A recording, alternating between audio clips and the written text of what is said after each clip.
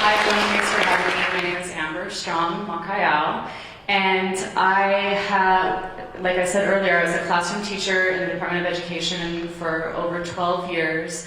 And so I'm going to be sharing from the lens of the classroom, and a lot of times we think that the extended community sometimes thinks of classrooms as contrived places, that this is just not how we are in the real world. In fact, a lot of teachers talk that way, like when you get out in the real world, these are things that you'll need to do. And it reminds me of when I was fighting with my brother when I was little. My mom would always say, how can we have peace in the world if you can't have peace with your brother right here?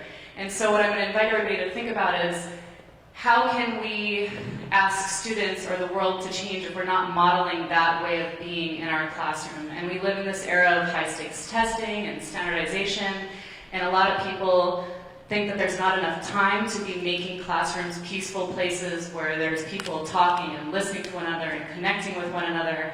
And I want to just invite everyone to say that yes, we can do that in this era, and instead of accepting the reality as it is, teachers are political agents and we are making change by the work that we do in classrooms and we do at schools. And what I want to focus on is 3 of the seeds of peace. I want to talk about community and critical thinking, and how I've been able to use community and critical thinking in my pedagogy and in my classroom as a proactive approach to violence prevention. So we're talking about creating cultures of peace at school so that there's less incidents of conflict that we're having to mop up in the aftermath, or have students have conflict with resolution with one another, but actually changing the entire culture of the school. And I also want to highlight that a lot of my work with creating community and critical thinking in classrooms has been being a culturally responsive educator. And as a culturally responsive educator, I mean emphasizing relationships in classroom and teaching about thinking.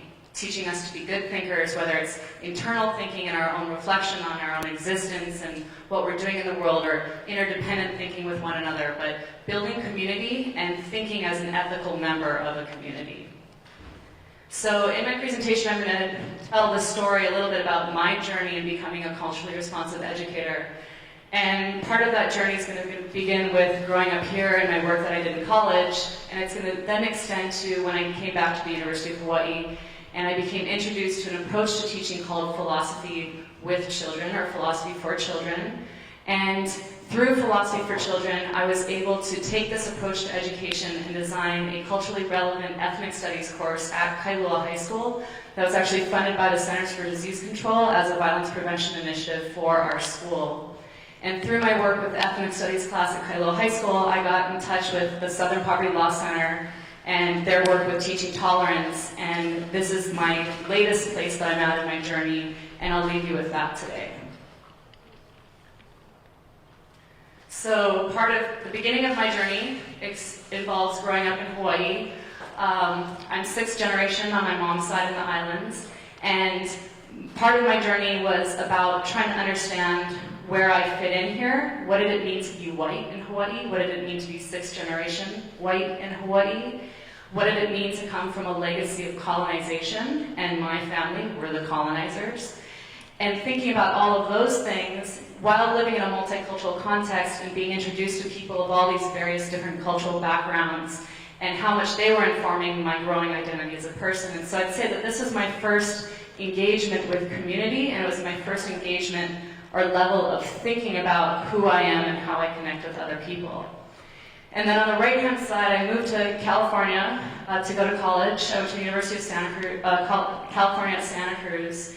And while I was in Santa Cruz, it was the mid-1990s. It was the height of the multicultural education movement. And in all of my classrooms, I was getting a lot of information about the importance of teaching in a diverse classroom, what a resource that was, the importance of having multicultural content in the work that you're teaching, and the importance of having a culturally responsive approach to how you teach the material.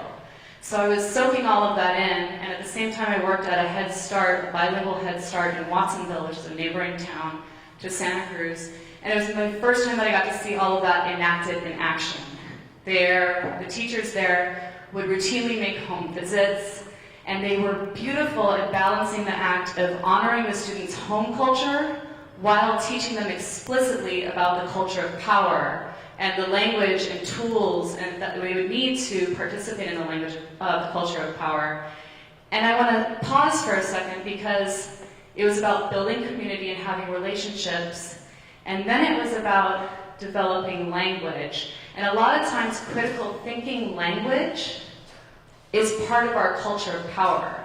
And unless we're explicitly teaching that, then some of our students don't have access to this language of power to fully participate and have equity and opportunity to resources that people do who grow up with that language.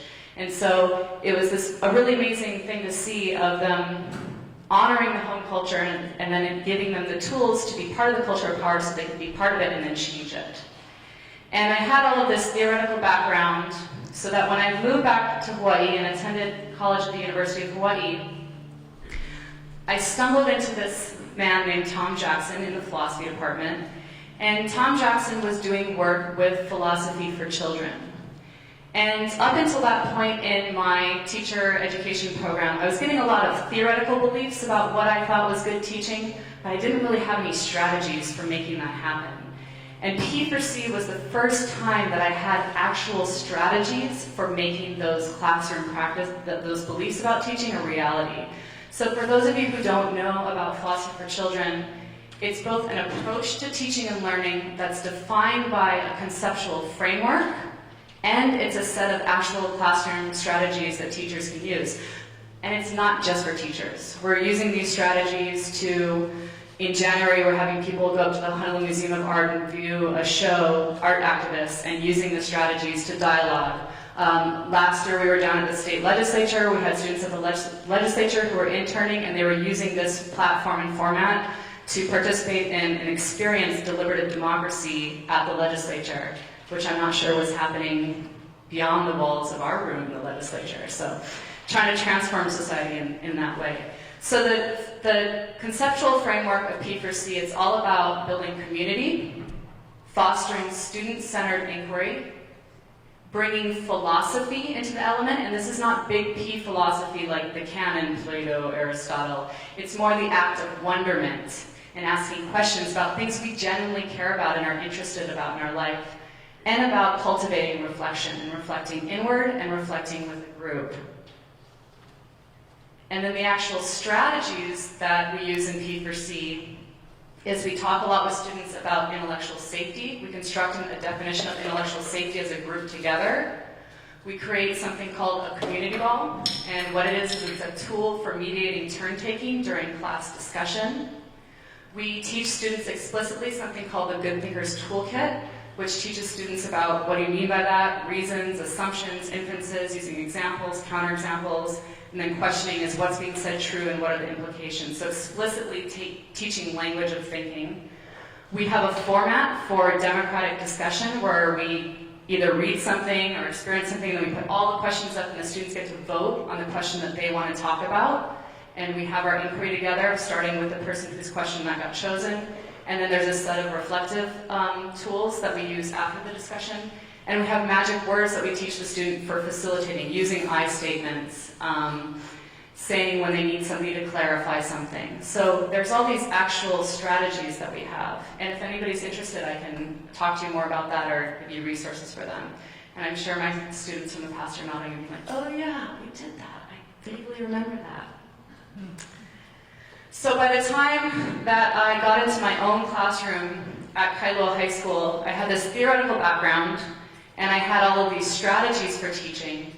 And I then got presented with this amazing opportunity to create a violence prevention course for the school. And the school was tagged not necessarily as one of the most violent places on earth, but because there is a large population of Native Hawaiian students who attend Kailua High School, and Native Hawaiians are overrepresented in the juvenile justice system.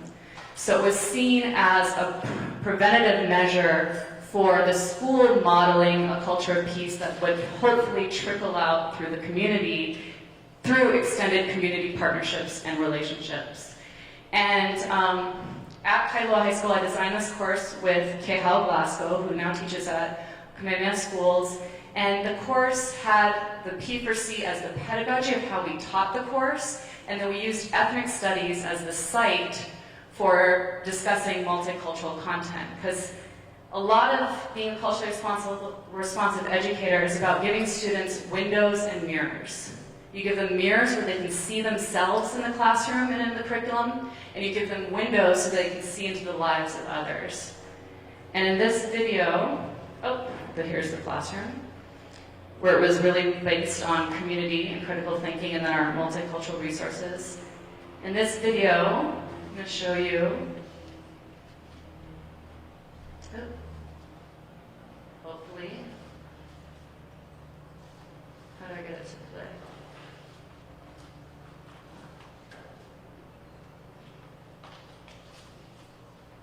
We promise we checked all this before. The video was made by the Southern Poverty Law Center that through this work that we were doing at Kailoa High School, they got to learn about it and they were looking for exemplars of what culturally responsive teaching looked like in schools and classrooms across the country, and they came to Kailoa High School and made this video. Through the work with the Southern Poverty Law Center, I got to partner with them to start thinking about they're centered in Montgomery, Alabama. And most of their work in terms of culturally responsive education is linked to groups on the continental US. And so what we were hoping to do was say, how can we bring Hawaii into this national curriculum and national conversation?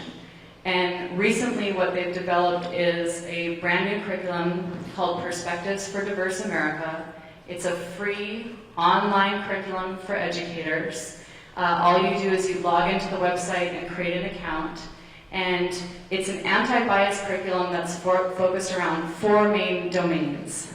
That students be exploring identity in the classroom, diversity in the classroom, justice and injustice, and then taking action. And then what they provided for teachers is a platform to backwards plan and make units and lesson plans they have over 3,000 multi-genre texts, all primary documents in this data bank. You can sort by justice, you can sort by gender, you can sort by age, and they have this resource so that teachers can go and build these lesson plans and curriculum and implement in their classrooms as a way to bring multiculturalism into the conversation in an era when the Common Core has completely marginalized it. For those of you who are familiar with Common Core doesn't tell you what text you have to read, but they give you, students have to read in school, so they give a suggested reading list. And most people just use the suggested reading list. And on that suggested reading list, I think for K through 2, none of the authors are of color. And I think almost it's something like 10% of the rest of the curriculum are authors of color. There's about 10% of people of lower socioeconomic status. So the Common Core does not reflect America. And I think that this was a call to action to say, we need to provide resources for teachers.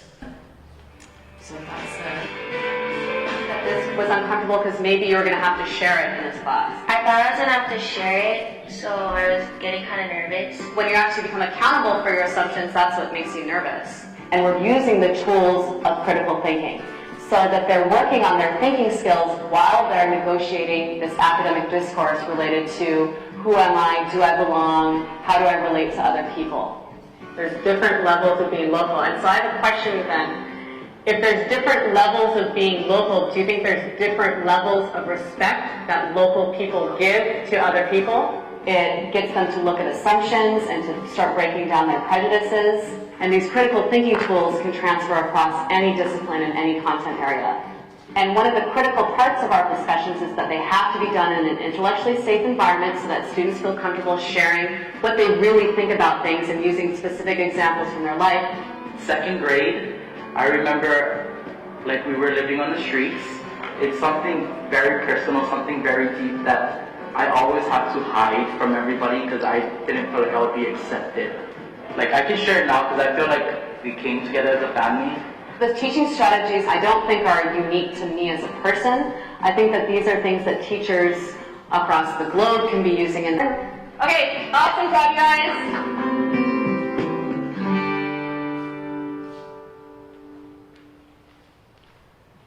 So hopefully what that video did is it illustrates what P4C looks like in a classroom in terms of, was I on the side here? Yeah, oh, here I am right here.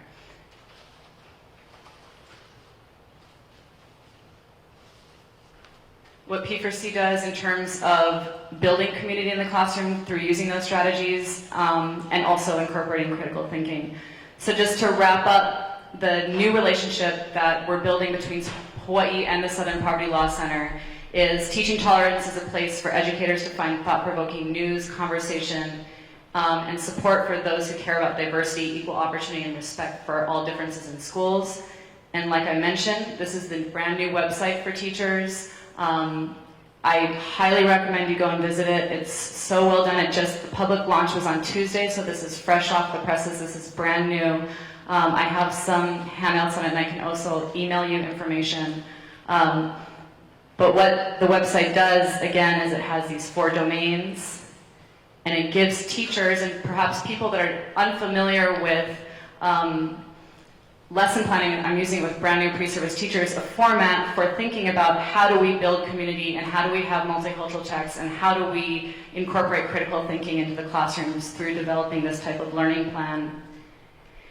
And my big takeaway is that I think, for me, P4C and the Perspectives for Diverse America have been they're just examples. There's some examples of the valuable tools that educators can use to plant the seeds of community and critical thinking in schools.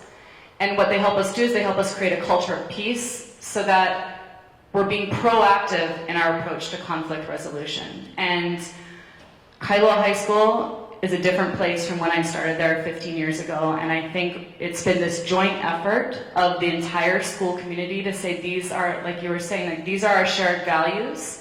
And then how do we, now that we've all gone on the page about our shared values, how do we have actual strategies for putting those into practice and transforming this place and making this a place where kids and adults and community members and families feel like they're honored and listened to and that they can be thinkers in terms of solving the problems that we have in this particular community. And I invite anyone who's ever interested. We have 3 model schools with P4C, Kailua High School, Waimanalo Elementary and Intermediate, and Waikiki Elementary in town. And if you're ever interested in coming and seeing what this looks like in practice, I'd be more than willing to set that up with you.